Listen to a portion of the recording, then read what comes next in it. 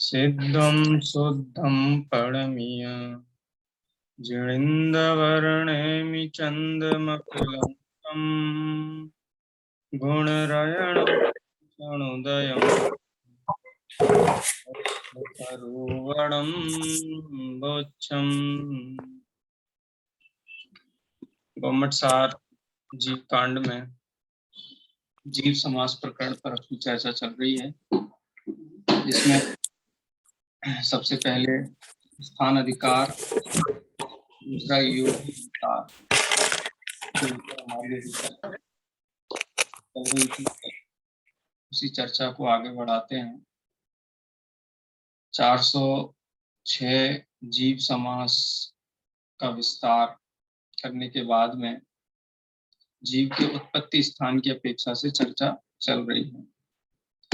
हम अक्सर कहते हैं 84 लाख योनियां, यानी जीव के 84 लाख उत्पत्ति स्थान है। 4 गति 84 लाख योनियों में जीव भ्रमण कर रहा है। और जैनियों में नहीं, अजैनियों में भी बोलते 84 लाख योनियां है, यानी जीव के 84 लाख उत्पत्ति स्थान है। पूरे 5 परमाणु एक तो हम सोनगढ़ से लाते थे, बीच वाला ये 4 सजा है घर पे। कोई से सजवा है? नहीं, हमने खुद ही से। आराधना दीदी कुछ कह रहे हैं? नहीं सर, स्पीकर खुला है मेरा, कुछ नहीं कह रहे।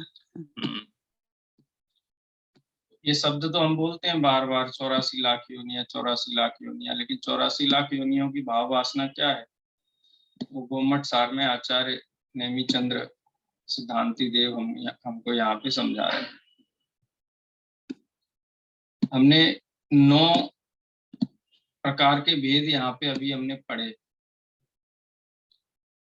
सचित्ता सचित्त अचित्त सचित्ता चित्त, शीत उष्ण शीतोष्ण, संवृत विवृत और संवृत विवृत माने मिश्र प्रकार की। ये भेद प्रभेद तो हमने पढ़े अभी यहाँ पर, और उसके आधार पर 9 भेद हमने निकाले। अब 84 लाख भेद किस प्रकार से इनके होते हैं, वो चर्चा आगे हम पढ़ने वाले हैं। दिखाई दे रहा है ना ग्रंथ सभी को? दिख रहा है ना? नहीं सर, नहीं दिख रहा है? अभी नहीं आया सर। एक सेकंड।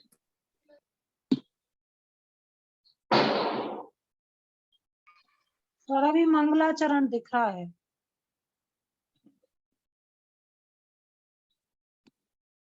अभी दिख रहा है?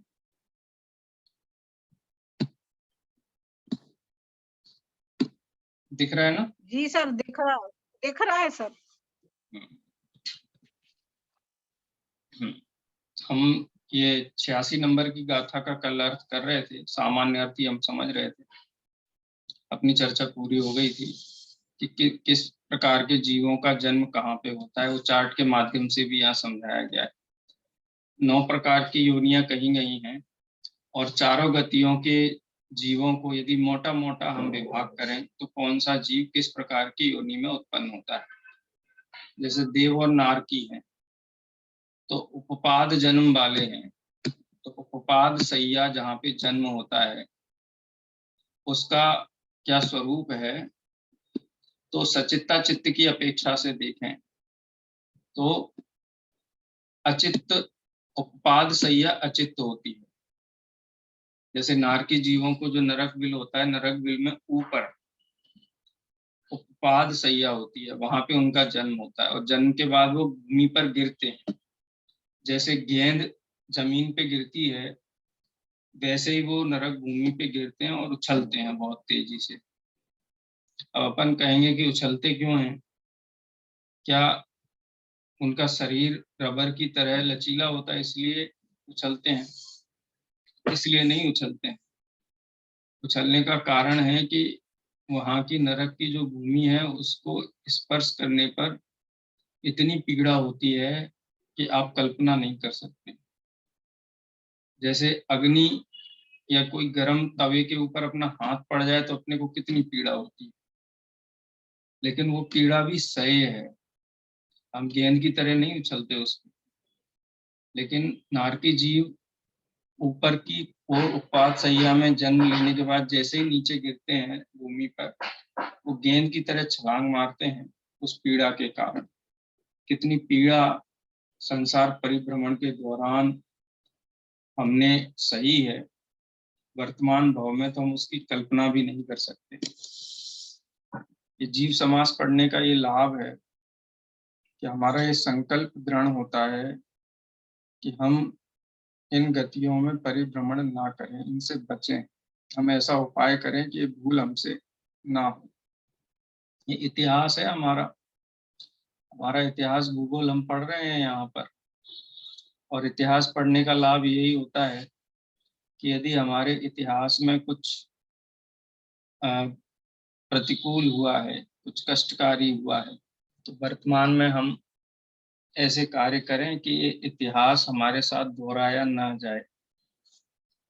ये सब विस्तार को पढ़ने का लाभ है। ठीक है। देवनारकी में योनि अचित होती है, शीत व उष्ण होती है, या तो शीत योनि होती है, उष्ण होती है, मिश्र नहीं होती है। और संवृत होती है, माने ढकी हुई है। तो एक प्रकार से आप समझ सकते हैं कि जैसे हमने सबसे पहला भेद जो पढ़ा था, आकार की आकृति की अपेक्षा से, तो आकृति की अपेक्षा से जो सबसे पहला था शंख के आकार वाली जो योनि होती है, समृत है ना, समृत माने ढकी हुई और विपृत माने खुली हुई, तो शंखावर्त आप समझ सकते हैं उसको। उसके बाद मनुष्य और त्रियंचों के बारे में देखिए, 4 गति है ना, तो देव और नारकी की तो बात हो गई, अचित्त, शीत या उष्ण और समृत। अब मनुष्य और त्रियंच को देखें तो मनुष्य और त्रियंच में 2 प्रकार के जन्म होते हैं, या तो गर्भज होते हैं या समूर्छन होते हैं। कुल 3 प्रकार के जन्म होते हैं। इसमें उपपाद जन्म की चर्चा तो हम देव और नारकियों के माध्यम से कर चुके। अब गर्भज और समूर्छन की देखें तो गर्भज मनुष्य तो संगी पंचेंद्रिय होते हैं और त्रियंच भी। तो यदि सचित्ता चित्त की अपेक्षा से देखा जाए तो गर्भज मनुष्य और त्रियंचों की योनि सचित्ता चित्त होती है, यानी आंशिक सचित्त और आंशिक अचित्त दोनों के मिश्र रूप होती है। शीतोष्ण की अपेक्षा से बात करें तो शीत भी होती है, उष्ण भी होती है और मिश्र भी होती है। तीनों भेद वहां घटित होते हैं। और समृद्ध विवृत की अपेक्षा से बात करें तो वो भी मिश्र होती है, ना समृद्ध होती है ना विवृत होती है। कैसी होती है? समृद्ध विवृत मिश्र प्रकार की होती है, खुली और बंद। समृद्ध माने ढकी हुई और विवृत माने खुली हुई, दोनों प्रकार की होती है। तो अब उपपाद जन्म और गर्भज जन्म वालों की बात यहाँ पे पूरी हो गई। अब बचे समूर्छन जन्म वाले। तो समूर्छन जन्म किन किन का होता है? तो मनुष्य और पंचेंद्रिय त्रियंच समूर्छन जन्म वाले जो पंचेंद्रिय त्रियंच हैं। जैसे ये कहाँ होते हैं? तो जैसे मनुष्य को पसीने आदि में, स्त्रियों को उनके विभिन्न स्थानों पर जो मनुष्य जाति के जीव, मनुष्य आकार जीव होते हैं, वो समूर्छन जन्म वाले होते हैं, लभ्य पर्याप्तक होते हैं, जन्म लेते रहते हैं और मरते रहते हैं। ऐसे ही पंचेंद्रिय त्रियंच, जैसे दूध लेते हैं ना हम गाय का, और 48 मिनट बाद उसमें समूर्छन जीव उत्पन्न हो जाते हैं। जैसे ऊंट का दूध है, गाय का दूध है, या जो भी अमर्यादित होते हैं, तो उनमें समूर्छन जीव की उत्पत्ति होती है। कैसे समूर्छन जीव होते हैं? वो उसी पशु के आकार के होते हैं जिस पशु का वो रस है, माने दुग्ध आदि है। तो वो पंचेंद्रिय समूर्छन त्रियंच होते हैं। और इनका जन्म संबंधी योनियां कैसी हैं? या तो अचित्त होती हैं, अचित्त में जीव उत्पन्न हो जाते हैं, अथवा मिश्र होती है, सचित्ता चित्त होती है। शीत भी हो सकती है, उष्ण भी हो सकती है और शीतोष्ण भी हो सकती है। तीनों भेद होते हैं शीतोष्ण की अपेक्षा से। और संवृत विवृत में देखा जाए तो विवृत होते हैं, माने खुले में हो गए, वो तो खुला हुआ दूध है, हो गए उसमें पसीना है, शरीर के ऊपरी भाग में है, उसमें समूर्छन जीव उत्पन्न हो गए। तो संवृत विवृत की अपेक्षा से विवृत घटित होता है।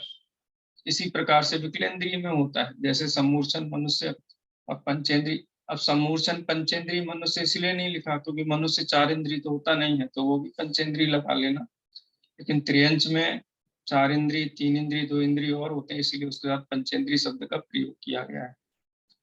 विकलेंद्रिय का जन्म भी इसी प्रकार से होता है, जैसे समूर्छन मनुष्य और पंचेंद्रिय त्रियंचों का होता है।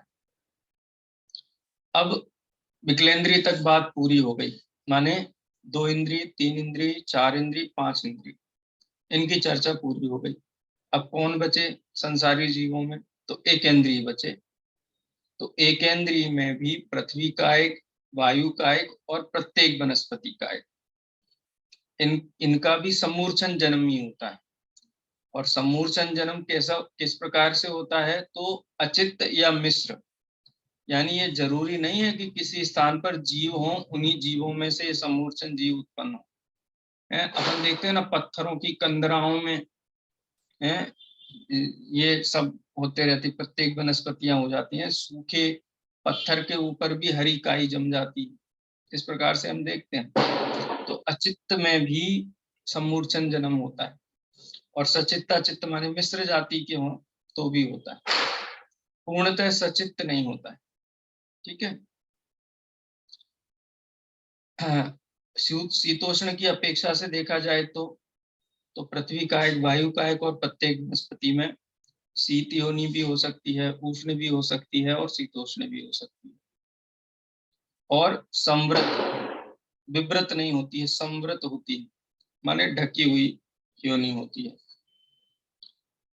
इसी प्रकार अग्निकायक देखें हम तो अग्निकायक में भी अचित्त और मिश्र ये 2 भेद घटित होते हैं। जल कायक में भी अचित्त व मिश्र ये 2 भेद घटित होते हैं। शीतोष्ण की अपेक्षा से देखा जाए तो अग्नि तो स्वभाव से उष्ण है ही, इसलिए उसका उत्पत्ति स्थान भी उष्ण ही माना जाएगा। और जल स्वभाव से शीतल है, इसलिए उसकी जो योनि है वो शीत है और संवृत है, माने ढकी हुई। साधारण वनस्पति की बात करें तो साधारण वनस्पति किसे कहते हैं कि एक ही शरीर के स्वामी अनेक जीव होते हैं, यानी जिस शरीर में साधारण जीव उत्पन्न हो रहा है वहां पे अनंत जीव में शरीर ही वो है, इसलिए वहां अचित्त का तो प्रश्न ही नहीं उठता है और सचित्ता चित्त का भी प्रश्न नहीं उठता है। इस अपेक्षा से साधारण वनस्पति सचित्त योनि और शीत उष्ण और शीतोष्ण ये तीनों प्रकार की योनि साधारण वनस्पति माने, जो बादर जीव भी ले लो, सूक्ष्म जीव भी ले लो, ये तीनों प्रकार से घटित होते हैं। यानी कितनी भी गर्मी क्यों ना हो जाए तो भी वहां पर सूक्ष्म जीव हो सकते हैं, बादर जीव भी हो सकते हैं। कितनी भी ठंड क्यों ना हो जाए वहां पर भी सूक्ष्म और बादर साधारण वनस्पति जीव हो सकते हैं। और समृद्ध विवृत की अपेक्षा से समृद्ध योनि वाले माने ढकी हुई, जिसका सामान्य अर्थ होता है, इस प्रकार से विभिन्न प्रकार के संसारी जीव, चाहे वो उपपाद जन्म वाले हों, गर्भ जन्म वाले हों या समूर्छन जन्म वाले, संसारी जीवों का 3 प्रकार से ही वर्गीकरण यहाँ जन्म की अपेक्षा से होता है। उपपाद जन्म वाले, गर्भज जन्म वाले और समूर्छन जन्म वाले। वो 9 प्रकार की योनियों में किस प्रकार से उनके उत्पत्ति स्थान घटित होते हैं वो चर्चा हमने ऊपर 84, 85 कितना 85, 86 और 87 इन 3 गाथाओं में की है। अब इसी के संबंध में विस्तृत भेद की गणना यहाँ कराते हैं। जैसा हम 84 लाख योनियां कहते हैं, तो अब ये जो हमने 3 जन्मों के अनुसार इनका वर्गीकरण किया है, अब हम इंद्रियों की अपेक्षा वर्गीकरण करके किस प्रकार से 84 लाख भेद योनियों के होते हैं वो यहाँ समझाए जा रहे हैं। देखो योनियां 84 लाख होती हैं, लेकिन जो चौथा स्थान था ना कुल वाला, तो कुल के तो बहुत भेद होते हैं, इससे भी अधिक भेद होते हैं। लेकिन 84 लाख योनि ये शब्द समझ लो भारतीय संस्कृति में ही समाया हुआ है, इसमें जैन अजैन का भेद नहीं। ये सभी लोग ये बात बोलते हैं, और निश्चित रूप से ये गणना जैन दर्शन में कर्णन योग में इतनी स्पष्ट रूप से रखी गई है, इससे हमको ये पता चलता है कि जैन दर्शन से ही अन्य जो भी ग्रहित मिथ्यात्व वाले अथवा जो अन्य मत हैं वो थोड़ा थोड़ा यहीं से ग्रहण करके और अपनी कल्पना से उसमें जोड़ करके विरुद्ध कथन उन्होंने किए हुए। ठीक है, 88 और 89 नंबर की गाथा में हम देखते हैं। पिछले प्रकरण में यदि कोई बात ख्याल में ना आई हो, कोई जिज्ञासा हो, कोई विशेष बात हो, तो आप बोल सकते हैं, उस पर अपन पुनर्विचार करेंगे। अलका जी।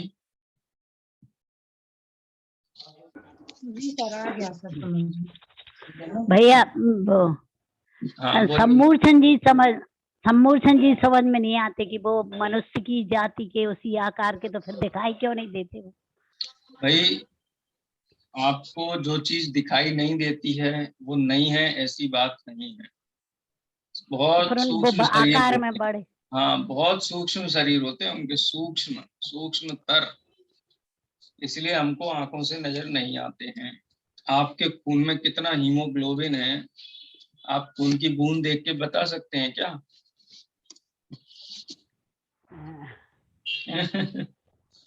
लेकिन मनुष्य जाति ऐसे बोलते ना, तो मनुष्य के आकार हाँ, कितना भी मनुष्य छोटा जाति है, लेकिन शरीर बहुत सूक्ष्म, माने सूक्ष्म का मतलब जो हमारे चक्षु इंद्रिय से देखने में ना आ सके, केवली भगवान के ज्ञान में झलका है, केवली के ज्ञान के अनुसार कर्णन योग में कथन किए जाते हैं। ठीक है जी। सर जी, आकार के रूप में जो 3 वर्गीकरण किया है, इसमें क्या विशेषता रहती? विशेषता ये है, जैसे सबसे पहला है, मतलब योनियां 3 प्रकार की बताई वहां पर, जिसमें सबसे पहले शंखावर्त, जैसे शंख के अंदर जैसे गोल गोल गोल गोल गोल होता है ना, ऐसी उपवाद सैयाएं होती होंगी, क्योंकि बाकी जो 2 आकार की अपेक्षा 2 प्रकार की योनियां बताई हैं, जिसमें कूर्मोन्नत कछुए के जो खाल होती है जैसे हाफ राउंड, ऐसी योनियां होती हैं। वो योनियां महापुरुष उसमें जन्म, मतलब जिनका जन्म होता है, महापुरुष 63 साल का पुरुष आदि, और वंश पत्र के आकार वाली, वंश पत्र के आकार वाली से साधारण मनुष्य जिनमें से जन्म लेते हैं वो वंश पत्र के समान है। तो ये आकृति की अपेक्षा से 3 भेद बताए हैं। अब वो एक्चुअल क्या आकृति है तो केवल भगवान के ज्ञान में ही झलकता है, हम तो कल्पना ही कर सकते हैं। ठीक है, 3 आकृति की अपेक्षा से भेद हैं, और जो 9 भेद किए, सचित्त अचित्त सचित्ताचित्त, उष्ण शीतोष्ण, संवृत विव्रत और संवृत विव्रत, ऐसे 9 भेद किए हैं, वो गुण की अपेक्षा से किए, गुण की अपेक्षा समझ लें। हाँ, जैसा लिखा गया है उसी को अपन अवधारण करें। जी। और अब ये 84 लाख हैं, ये इंद्रियों की अपेक्षा से है। इंद्रिय और योनि सब मिला करके, मतलब सभी एक इंद्रिय जीव जो है वो उष्ण योनि में जन्म ले रहा है। अब एक इंद्रिय जीव के भी कितने भेद हैं, और उसमें भी नित्य निगोदीय जीव सब एक जैसे थोड़ी ना है, उनमें भी भेद हैं, तो मल्टीप्लाई होते जाते हैं मल्टीप्लिकेशन इफेक्ट से। जैसे हम 406 जीव समास हमने इंद्रियों की अपेक्षा से कहे थे, अलग अलग इंद्रियों वाले, अलग अलग गतियों वाले, अलग अलग क्षमता वाले जीवों की 9 प्रकार से जो घटित होती हैं ये योनियां, तो उस मल्टीप्लिकेशन इफेक्ट माने गुणा गुणा करने पर ये हमको प्राप्त होती है। एक बार हम इस विषय को सामान्य रूप से पहले देख लेते हैं 84 लाख का, फिर उसके ऊपर अपन थोड़ा प्रश्नोत्तर करेंगे तो उसका विशेष लाभ होगा। 88 नंबर की गाथा पढ़ते हैं। सामन्येण एवं सामण्ये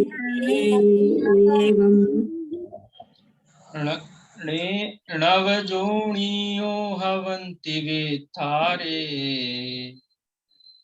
नवजोड़ियो हवन हारे लखाण चतुरसीदी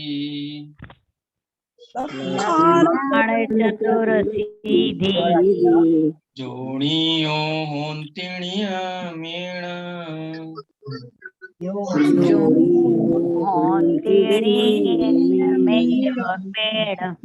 देखो 88 नंबर की गाथा अपन पहले समझ लेते हैं, सरल है। अगली वाली में थोड़ा भेद प्रभेद आ जाएंगे, इसलिए दोनों को मिक्स नहीं करते हैं। सामान्येन माने सामान्येन, सामान्य रूप से कहा जाए तो, यह एवं णवजोनियो हवंती, सामान्य कथन की अपेक्षा से देखा जाए तो 9 योनियां होती हैं, जिनकी चर्चा मुंह पर कर चुके हैं। ठीक है कल्पना जी, आ गया यहाँ तक। सामान्येन च एवं नव योनिया भवंती, सामान्य रूप से कथन किया जाए तो योनियां 9 होती। वित्थारे, यदि विस्तार से कथन किया जाए तो लक्षाणाम चतुरशीति, चतुरशीति माने 84, लक्षाणम माने लाख, जोनियो होती नियमेन, नियम से 84 लाख योनियां होती। यानी 88 नंबर के छंद में ये कहा कि अगर सामान्य कथन किया जाए तो योनियां कितनी होती हैं? 9 होती हैं। आकार की अपेक्षा से बात की जाए तो 3 होती हैं। ठीक है, और यदि विस्तार से देखा जाए तो योनियां 84 लाख होती है। अब वो 84 लाख कैसे होती हैं उसकी चर्चा 89 नंबर की गाथा में। ये गाथा पढ़ते हैं। णिच्छिदर धाधु सत्तय, ऋचिदर धाधु सत्यय, तरुदश वियलिन्द्रियेषु चैव, तरुदश वियलिन्द्रियेषु सुरणिरयतिर्यचौरो, सुरणिरयतिर्यचौरो, चौदश मणुये सहस्रहस्सा, चौदश मणुये सहस्रहस्सा। ठीक है, क्या कहते हैं? णिच्चि, णिच्चि माने नित्य, नित्य माने, नित्य शब्द का प्रयोग किसके लिए करते हैं? नित्य निगोद। और इधर इतर निगोद, नित्य निगोद और इतर निगोद। और क्या? धातु सप्त, सप्त धातु, धातु सप्त च, धातु सप्त कौन सी हो गई यहाँ पे? णिच्च इधर माने नित्य निगोद, इतर निगोद। और सप्त धातु कौन कौन सी हो गई? पृथ्वी कायक, जल कायक, अग्नि कायक, वायु कायक, हाँ ठीक है। णिच्च इधर धातु सत्त, सत्त माने 7, नित्य निगोद की कितनी? 7 लाख, इतर निगोद की कितनी? 7 लाख, और धातु, और जो शेष पृथ्वी, जल, अग्नि, वायु, ये धातु। ठीक है, इन सबकी 7 लगा लेना। 7 क्या? लाख, लाख शब्द अपने मन से लगा लेंगे। बाद में सद सहस्रा शब्द दे देना, सत सहस्र, 100,000 माने 1 लाख होता है। इस सत सहस्र सब में लगाते जाना है। नित्य निगोद, इतर निगोद और धातु, धातु माने पृथ्वी कायक, जल कायक, अग्नि कायक और वायु कायक। सत सद सहस्रा यानी 7 सत हजार, 700 इंटू 1000 तो 7 लाख हो गए। ठीक है, 7 लाख इनके भेद हो गए। उसके बाद वियलिन्द्रियेषु, तरुदश वियलिन्द्रियेषु, क्या कहा? तरुदश, तरुदश, तरु शब्द का क्या मतलब होता है? 10 लाख वनस्पति 10 लाख। तरु वनस्पति माने वनस्पति, वनस्पति नित्य निगोद इतर निगोद साधारण वनस्पति है, वो तो ऊपर चली गई। अब प्रत्येक की बात करते हैं। तो तरु 10, तरु 10, तरु माने वनस्पति काय, प्रत्येक वनस्पति काय अप्रतिष्ठित मिलाकर के कितने हो गए? 10 लाख। ठीक है, तरु 10। उसके बाद वियलेन्द्रिय यानी विकलेंद्रियों की कितनी होती हैं? 6 माने 60 60 माने प्रत्येक के 2-2 लाख यानी 6 लाख। 2 इंद्रिय के 2 लाख, 3 इंद्रिय के 2 लाख योनिया और 4 इंद्रिय की 2 लाख योनिया, यानी विकलेंद्रियों की कुल मिलाकर के 6 लाख योनिया हो गई। 6 लाख। हाँ, प्रत्येक में 2-2 लाख 2-2 लाख इस प्रकार से लगा लेना। उसके बाद सुर, सुर का मतलब जानते ही हैं, देवगति। निरय माने नारकी, त्रिय माने त्रियंच। ठीक है, चौरो, इनमें प्रत्येक की कितनी कितनी हो गई? चतुर 4-4, चतस्रः। ठीक है, 4-4 लाख। सुर माने इंद्रों की योनिया के 4 लाख भेद हुए, नारकियों की योनियों के 4 लाख भेद हुए। और त्रियंच, त्रियंच कौन से लगाना है यहाँ पे? तो एक इंद्रिय की बात हो गई, 2 इंद्रिय, 3 इंद्रिय, 4 इंद्रिय, पंचेंद्रिय। तो पंचेंद्रिय की बात।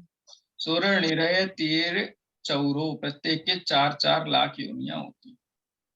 उसके बाद मणुए, मणुए माने मनुष्य की कितनी योनियां होती है? 14 सद सहसा। ये सद सहसा तो सब में लगाना है, इसलिए 14 लाख। तो इस प्रकार से अगर अपन टोटल देखें सबका तो कितनी योनियां होती हैं, अगले पन्ने पे उनका टोटल दिया हुआ है, तो देख लो।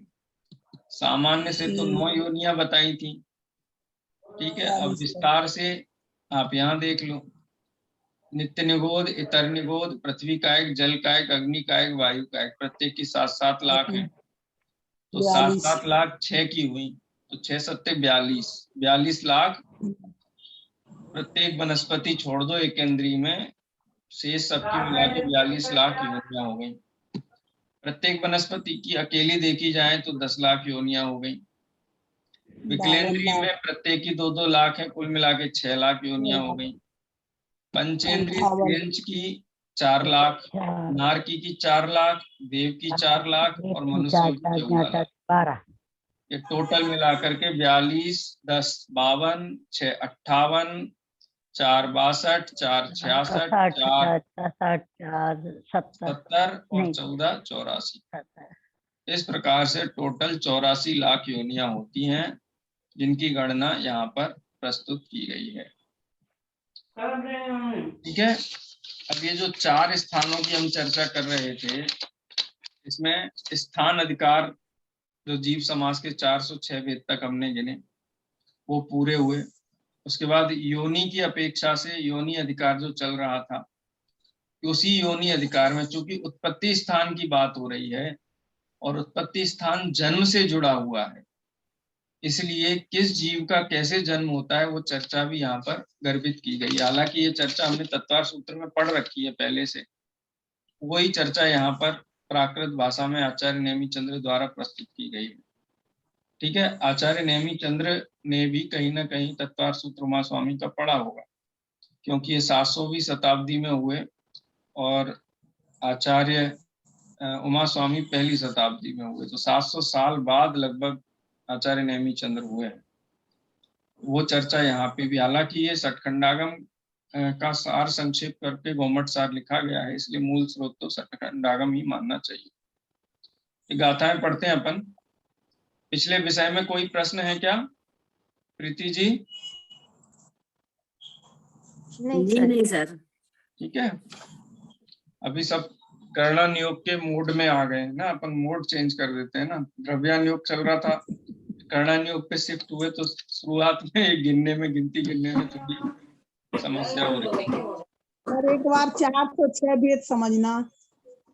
अच्छा, ठीक है, समझेंगे वो एक बार अपन, फिर उसका विस्तार देख लेंगे।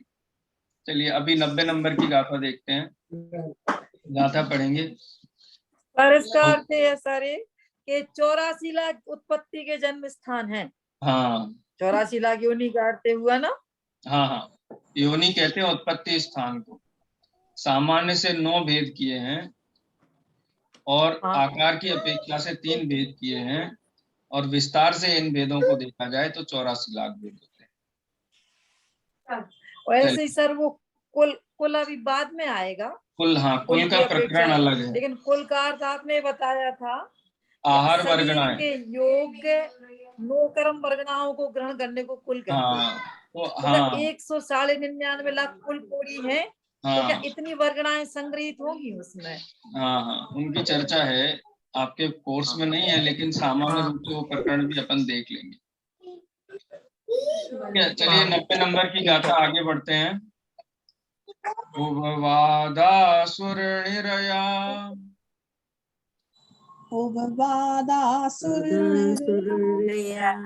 गब्बज समुच्छिमाहुणरतिरिया गब्बज समुच्छमाहुरतिरिया समुच्छिमा मनुस्सापज्जत्ता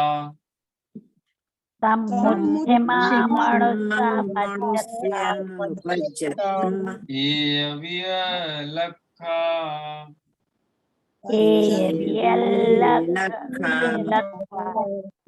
देखो इसका क्या अर्थ है। उपपादाह सुर निर्या, सुर निरय यानी सुर माने देव और निरय माने नारकी। उपपादा उपपाद जन्म वाले होते हैं, ठीक है। गर्भोपपादा जन्म है, समूर्छन गर्भोपपादा जन्म, हम जो सूत्र पढ़ते हैं उसमें जो नारकी और त्रियंच हैं वो उपपाद जन्म वाले होते हैं।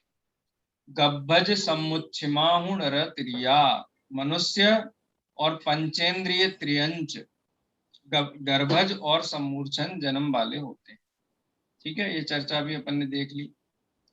उसके बाद समुच्छिमा मनुष्या अपर्याप्ता एक विकलाक्षा, समूर्छिमा मनुष्य अपज्जता, जो लब्ध्य पर्याप्तक मनुष्य होते हैं, अपर्याप्त मनुष्य होते हैं, माने अपर्याप्तक जन्म जिनका होता है, वो सभी मनुष्य नियम से समूर्छन होते हैं। यानी गर्भज जन्म वाले मनुष्य पर्याप्तक होते हैं और समूर्छन जन्म वाले मनुष्य अपर्याप्तक होते हैं। अपर्याप्तक का मतलब लब्ध्य पर्याप्तक से ही लेना चाहिए, ठीक है।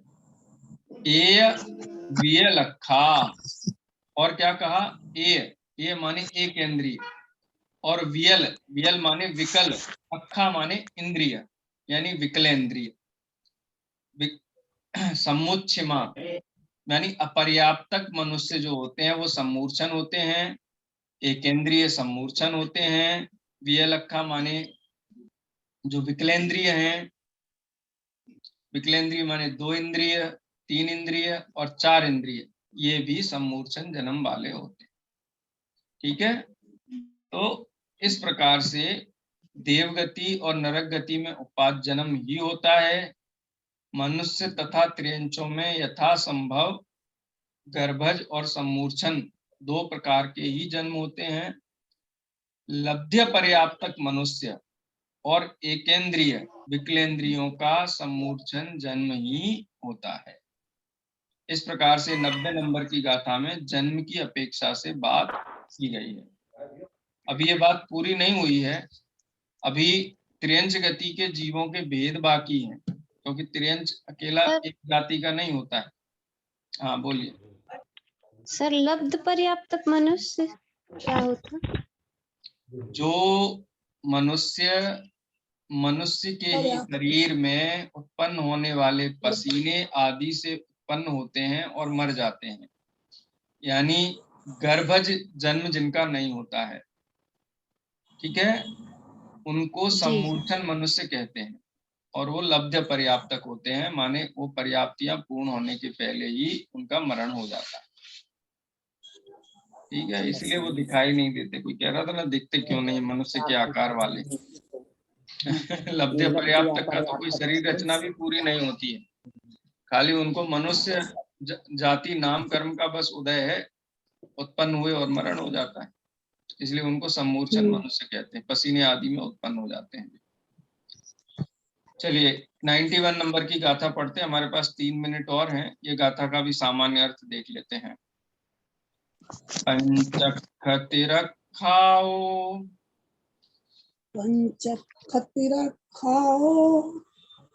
गब्भज सम्मुच्छिमा तिरिखाणम गब्भज सम्मुच्छिमा तिरिखाणम भोग भुमा गब्भभावा भोगभुमा गब्भवा नरपुण्ना गब्भजा चेव नरपुण्ना गब्भजा चेव। पंचख तिरखाओ, पंचख माने 5 इंद्रिय वाले, तिरखाओ माने त्रियंच, 5 इंद्रिय वाले त्रियंच। उनका जन्म 2 प्रकार से होता है, गर्भज और सम्मुच्छिमा। तो उपाद जन्म तो खाली देव आदि में ही होता है, इसलिए 2 जन्म हैं। तो जो पंचेंद्रिय त्रियंच हैं वो गर्भज भी होते हैं, सम्मूर्छन भी होते हैं। ठीक है, अब त्रियंचों के भेद करते हैं। कैसे? भोग भूमिया त्रियंच वे गर्भज ही होते हैं, भोग भूमा गब्भवा, यानी जो भोग भूमिया त्रियंच होते हैं वो नियम से क्या होते हैं, गर्भज जन्म वाले ही होते हैं। और नर पुण्ना गब्भजा चेव, और जो पर्याप्तक मनुष्य हैं, पुण्ना, पुण्ना लिखा ना, पूर्ण, पूर्ण का मतलब होता है पर्याप्ति, पर्याप्ति सहित।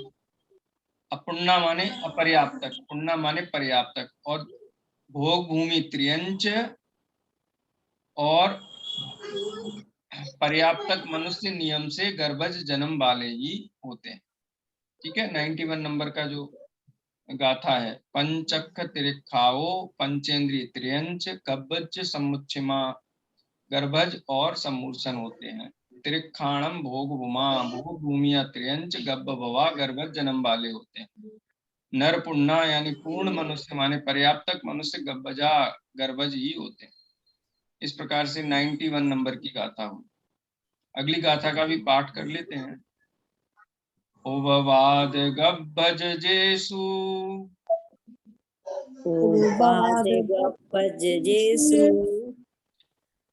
लद्धि अपज्जत गाणनियमेण, लद्धि अपज्जत गाळाळियमेव, नरसमुच्चिम जीवा, नरसमुच्चिमं जीवा, लद्धि अपज्जत गा चैव, लद्धि अपज्जत गा चैव।